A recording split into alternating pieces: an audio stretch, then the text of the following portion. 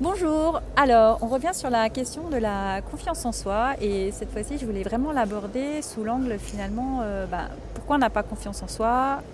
Peut-être parce qu'on est trop exigeant envers soi-même. Moi je suis une femme, comme vous l'avez remarqué, et donc c'est vrai que dans notre culture j'ai l'impression que j'ai encore plus à faire mes preuves qu'un homme. Donc peut-être que c'est ça qui m'a conditionnée, mais en tout cas depuis toute petite, je recherche le modèle parfait, la version parfaite de Sandra, ce qui m'a amené à mettre des exigences très haut.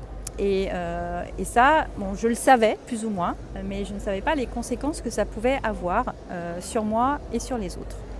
Je crois que ça fait 2-3 ans, mon entreprise m'a demandé de faire un 360. Alors le 360, c'est un cabinet qui s'occupe de ça, qui a un questionnaire tout prêt à l'emploi et qui pose donc ces questions en ligne à les personnes que vous managez, les personnes qui vous managent et puis les personnes qui sont au même niveau managérial que vous. Donc tout le monde doit répondre aux mêmes questions et c'est vraiment sur la perception qu'ils ont de vous et les relations qu'ils ont avec vous. Quand j'ai reçu le bilan, j'étais carrément effondrée parce que au lieu de lire l'ensemble du bilan, en fait, je suis directement allée aux points à améliorer. C'est-à-dire que je n'ai pas lu les points positifs, je suis déjà allée voir ce qui n'allait pas et j'ai constaté en fait que mes collaborateurs et les autres personnes d'ailleurs, les autres managers, etc., trouvaient que j'avais trop d'exigences envers moi-même et que du coup j'avais trop d'exigences envers mes collaborateurs. Voilà, c'était des phrases du type tu penses que tout le monde a la même capacité de travail que toi, la même vitesse de travail que toi, c'est pas le cas, il faut que tu sois plus à l'écoute des capacités de tes collaborateurs, tu prennes parfois plus le temps d'expliquer, d'accompagner, voilà. Donc j'étais effondrée, je suis passée un peu comme dans un deuil, je crois, je suis passée par les larmes, la colère, je veux plus les voir, je les déteste, ah mais je suis trop triste, ils m'ont fait du mal, mais pourquoi je suis comme ça, qu'est-ce qui va pas chez moi.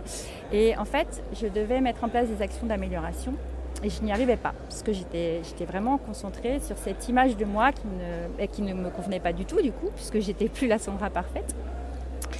Et en fait, il a fallu que je prenne le temps de lire le rapport dans sa totalité, c'est-à-dire les points positifs qui m'ont fait pleurer à nouveau, mais cette fois-ci de joie, parce qu'il y avait plein de choses superbes qui étaient dites.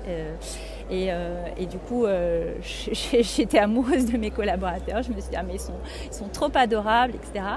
Et c'est là où, du coup, en regardant les points positifs, que j'ai mieux compris les points négatifs et que je me suis dit, finalement, je leur inflige des choses, des choses et je m'inflige à moi-même des choses qui sont très violentes. Et finalement, on sera tous gagnants si j'arrive à améliorer ça.